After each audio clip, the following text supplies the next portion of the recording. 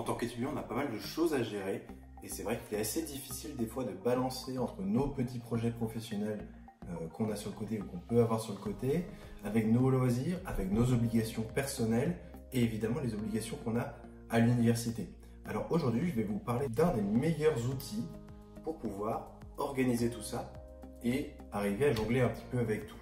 Salut à tous, c'est Romain et pour ceux qui ne me connaissent pas, alors je suis étudiant en droit et je prépare cet été donc l'examen d'entrée à l'école d'avocat qui s'appelle le CRFPA qui se tient donc début septembre. Comme tous les étudiants, c'est carrément le bordel pour gérer ce qu'on a à faire sur le côté avec peut-être des petits business à lancer chacun de notre côté. Les obligations personnelles d'aller voir papy, mamie, d'aller retourner voir papa et maman à la maison et de s'occuper de la copine ou du copain.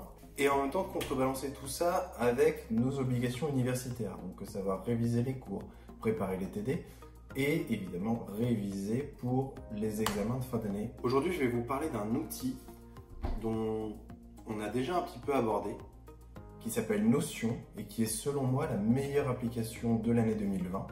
Et je trouve qu'il est extrêmement important que chacun d'entre vous commence à l'utiliser. L'application Notion qui est présente sur Mac, sur iPhone et sur iPad. Ce qui est vachement bien, c'est qu'elle est gratuite en plus en tant qu'étudiant. Tu n'as juste qu'à te connecter avec ton adresse mail d'école ou de fac, alors que normalement, si tu n'es pas étudiant, ça te coûte, c'est gratuit jusqu'à ce qu'on appelle 1000 blocs, donc on va en discuter tout à l'heure. Et à partir de là, c'est 5 € par mois. Donc même si tu n'es pas étudiant ou que ton adresse mail ne marche pas, c'est que 5 € par mois pour avoir une application pour gérer toute ta vie. Donc on est ici sur mon dashboard, si vous voulez, on va l'appeler ça comme ça.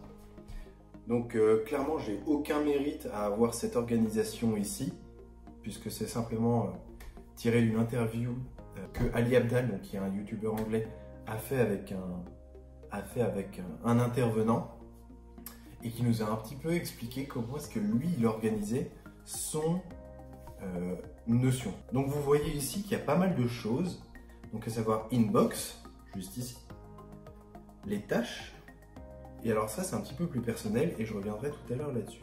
Le Inbox, en fait c'est assez simple, c'est lorsque vous avez quelque chose à faire dans la journée, tu le mets ici et tu fais tourner vidéo Notion, ok, tu le mets là. Contexte, avec quoi est-ce que je dois tourner? Ben, ça va prendre mon iPad, mon MacBook, donc plutôt high energy, et YouTube, comme on l'a dit. Tu mets ça rapidement parce que ça te permet de sortir un petit peu, de te sortir ça de la tête, de ne pas avoir à le noter quelque part puisque c'est déjà fait sur ton iPhone. Là, je le fais sur mon MacBook, mais tu peux très bien faire sur ton iPhone, de le mettre dans ton Inbox. Et ça va te libérer un petit peu de ta charge mentale. Une fois que tu en as 4 ou 5, tu vas revenir sur les tâches que tu as rapidement déposées dans ton Inbox et tu vas les attacher à un projet. Mais avant de les attacher à un projet, si tu as une date précise à laquelle tu dois rendre telle tâche, par exemple de tourner la vidéo Notion, ça doit être fait aujourd'hui, puisque je vais devoir la publier, aujourd'hui on est mercredi, je vais devoir la publier vendredi, comme c'est le planning habituel. Je vais rajouter la date d'aujourd'hui, qui doit être fait aujourd'hui, et je vais le rattacher à un projet qui sera YouTube ici. Alors pourquoi le rattacher à un projet?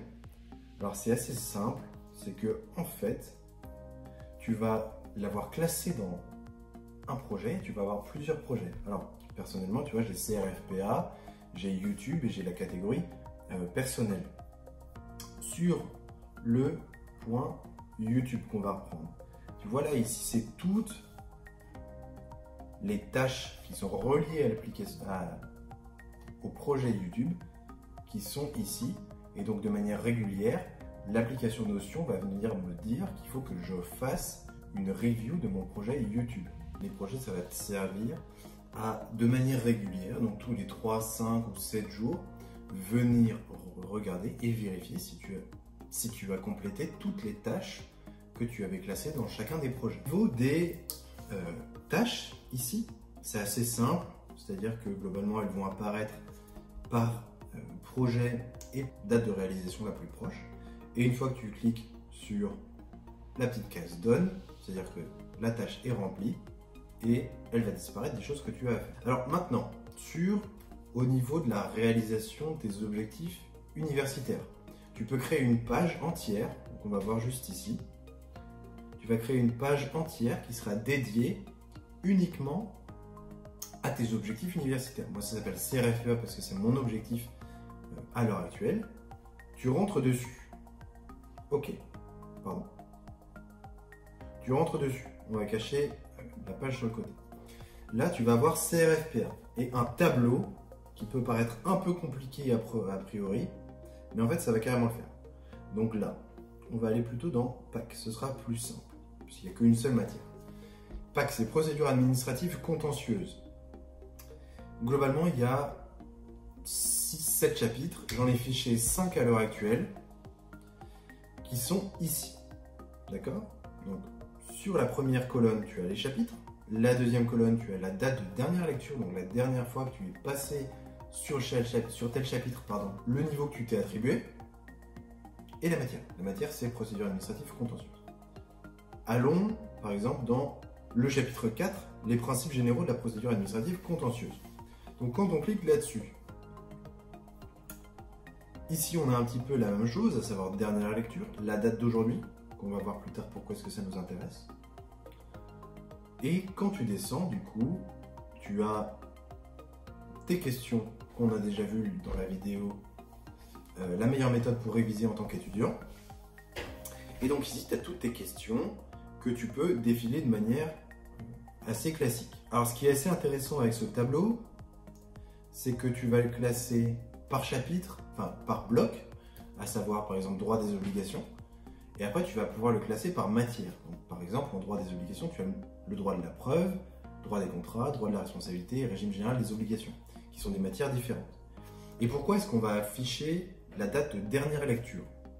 Alors rappelez-vous que en fait, tous ces tableaux, ils vont être liés avec les tableaux qu'on trouve sur le dashboard, donc c'est-à-dire sur la première page, la page d'accueil. Et les tableaux suivi révision CRFPA, ils sont liés à ces tableaux ici. D'accord? C'est ce que tu peux voir ici. Tu as une petite flèche qui fait qu'en fait c'est un tableau qui est lié à l'autre. Quand on clique dessus, on retombe dessus directement. Donc imaginons, on va faire par exemple sanction des conditions de validité. Je l'ai relu avant-hier, mais imaginons que je ne l'ai pas relu depuis le 13 juillet. D'accord?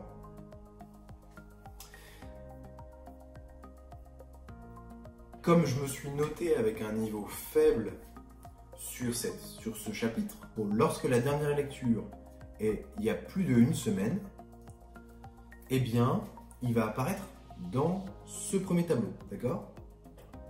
Qui est en fait le tableau chapitre avec un niveau faible. Le chapitre avec un niveau moyen, ça va être dans le deuxième tableau, et il va apparaître lorsque la dernière lecture a été faite il y a plus de 2 semaines. Et le troisième tableau, vous l'avez deviné, c'est quand le niveau est bon, et dans ce cas-là, il va apparaître lorsque je n'ai pas eu la possibilité de relire le chapitre depuis 1 mois. Vous comprenez clairement que du coup, c'est assez intéressant de faire ce genre de programmer ce genre de choses, puisque du coup, tu n'as pas à te rappeler, tu n'as pas à faire l'effort intellectuel de dire tiens, ça fait 10 jours ou 15 jours que j'ai pas vu tel chapitre, et je me rappelle que j'étais pas forcément bon, ou je faisais plein d'erreurs encore quand je le révisais la dernière fois. Il faut que je le révise. Le système est mis en place et il le fait tout seul, c'est-à-dire que automatiquement, toutes les semaines, tu vas réviser les chapitres sur lesquels tu avais un niveau que tu as considéré comme faible, toutes les 2 semaines un chapitre sur lequel tu as considéré que tu avais un niveau moyen, et tous les mois ceux sur lesquels tu avais un niveau qui était considéré comme bon.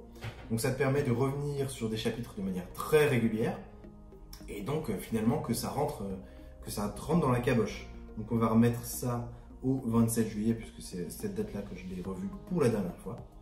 Et globalement, vous avez compris comment est-ce que ça fonctionnait pour les objectifs universitaires. Après, c'est vrai que tu peux faire un truc plus particulier en disant tu te fais des programmes journaliers pour avancer dans ton fichage, par exemple. Par exemple, tu peux voir que hier, j'ai un petit peu de retard, je devais ficher le chapitre 5 de procédure administrative contentieuse. Ça n'a pas encore été fait. Je suis en train de le faire juste après cette vidéo. Mais ça, c'est plus personnel et c'est plus du truc manuel. C'est pas vraiment aussi automatisé que ce qu'on vient de voir. Troisième partie pour traiter un petit peu, pour voir en quoi Notion c'est super intéressant aussi lorsque tu as un petit business sur le côté, un petit projet personnel, un hobby ou je ne sais quoi qui te demande un petit peu de constance quand même. Donc personnellement, moi c'est YouTube qui est un de mes hobbies sur le côté, avec des centaines de milliers de vues comme vous pouvez le voir. Et donc j'ai créé une page spéciale sur Notion qui va traiter de ce projet personnel, à savoir YouTube juste ici. Alors, celui-ci, ce tableau, il n'est pas relié à des tableaux qui sont présents sur la page d'accueil, tout simplement parce qu'il n'y en a pas vraiment l'utilité. Je sais que toutes les semaines, je dois sortir une vidéo le vendredi, parce que c'est une question de consistance, une question de constance, ce qui est très important. Dans la première colonne, la deuxième colonne en fait, je vais avoir le nom de la vidéo, le projet, le thème sur lequel que je souhaite aborder dans la vidéo. Sur la première colonne, ça va être leur ordre de sortie, d'accord? Et là, on va avoir un truc qui s'appelle statut. Et donc, par exemple, voyons voir, qui est le meilleur outil pour tout gérer, donc qui est la vidéo que vous regardez à l'heure actuelle, qui est Notion. Hop, on va l'ouvrir en tant que page. Donc ça, c'est la même chose, hein. Tu rentres dans un tableau et chaque case peut être considérée comme une page. D'accord? Donc, au niveau du statut, jusque-là, c'était en recherche. J'ai pas fait de script parce que c'est un petit peu à la one again cette vidéo, il faut que je la filme. Et donc là, on peut dire qu'on est en train de la filmer, d'accord? Donc le statut va être en train d'avancer. Et si jamais j'étais en train de rédiger le script sur une autre vidéo, je savais que j'étais en train de filmer la vidéo précédente. Donc ça nous permet d'avoir un suivi constant sur les vidéos que je dois sortir. Les dates de publication à laquelle elles doivent être faites, donc là qui sera le 31 juillet 2020, donc qui est peut-être la date à laquelle vous la regardez. Et enfin de savoir si elle a été publiée, ok? Dans cette page, donc là tu peux créer des templates, on n'en parlera pas aujourd'hui parce que ça va être carrément trop long sinon. Sur cette page, j'ai piqué le template à Ali Abdal. Merci beaucoup Ali, c'était absolument super. Tu vas avoir plusieurs sections, d'accord? Donc tu vas avoir premièrement la section des idées de titres que tu vas donner à la vidéo. Organiser votre vie Notion, l'application de l'année 2020 Notion ou le meilleur outil pour tout gérer Notion. Je n'ai pas encore décidé le titre sur lequel qu'on allait utiliser. Et après, tu vas avoir des notes. Donc, pour voir un petit peu ce qui est fait, on va repartir sur les meilleures applications iPad Pro sur lesquelles je me suis vraiment servi du template. Et que vous pouvez, n'oubliez pas d'aller voir surtout ces applications iPad Pro. Et n'oubliez pas de laisser un petit j'aime sur la vidéo parce que c'est super important pour aider la vidéo, l'algorithme du YouTube, tout ça. Donc, laissez un petit j'aime, un petit pouce bleu sur la vidéo et évidemment de vous abonner à la chaîne. Et on revient tout de suite dans l'application, dans la vidéo, pardon. Donc ici, j'avais plusieurs idées de titres, à savoir les meilleures applications pour iPad, comment je me sers de mon iPad, l'iPad Pro pour les étudiants, ou faire plus avec l'iPad Pro. Alors je suis tombé sur les meilleures applications pour iPad, tout simplement parce que je pense que c'était le titre le plus clair et le plus direct pour exprimer ce que je voulais dire. On peut voir que le statut est OK puisque la vidéo a été publiée, que la date de publication, l'objectif de publication était le 24 juillet. Ça a été le cas, elle a été publiée et c'est la 6e vidéo de la chaîne. Alors sur les notes ici, qui est le caractère, qui est le personnage, c'est moi. Qu'est-ce que je veux? Je voulais être plus efficace avec l'iPad Pro, je voulais mieux travailler mes cours et je voulais apprécier encore plus l'expérience iPad. Pourquoi est-ce que je ne pouvais pas arriver à cet objectif? Parce que j'étais pas habitué à utiliser une tablette comme un outil principal avec les cours. Moi, j'utilisais mon MacBook Pro et les cours imprimés sur lesquels je surlignais. Et parce que les tablettes ne permettaient pas encore de faire la même chose que ce qu'on faisait avec un ordinateur. Et là, tu vas avoir la structure de la vidéo qui va venir ici, à savoir le hook, qui est donc l'appât. En gros, ça va être, il va falloir vous donner de la valeur dès les 10 ou 15 premières secondes de la vidéo. Après l'intro assez classique que vous avez tout le temps, salut c'est Romain, je suis étudiant en droit, et je prépare le CFP en septembre, etc., etc. Et après, on part sur vraiment le cœur de la vidéo, à savoir les points que je souhaite aborder en détail dans la vidéo.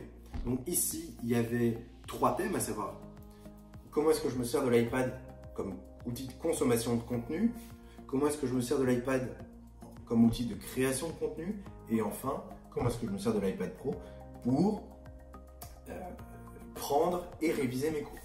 Donc vous voyez que globalement, j'ai abordé tous ces points dans la vidéo. Et après, bon ça je m'en sers pas encore parce que j'en ai pas besoin. Je suis pas assez occupé pour avoir besoin de gérer tout ça. Voilà globalement comment l'iPad Pro et surtout Notion peuvent vous aider à mieux gérer tout ce qui se passe dans votre vie, parce que je sais qu'on est hyper chargés tous et globalement c'est un joyeux bordel. Et donc voilà, n'hésitez pas à télécharger l'application Notion. Pensez bien à nouveau à laisser un petit pouce bleu sur cette vidéo et à vous abonner à la chaîne si jamais vous voulez voir d'autres vidéos de ce style. Il y a une vidéo toutes les semaines, tous les vendredis en milieu d'après-midi qui sort. Et sur ce, je vous laisse. À la prochaine et on se retrouve la semaine prochaine. Allez, salut!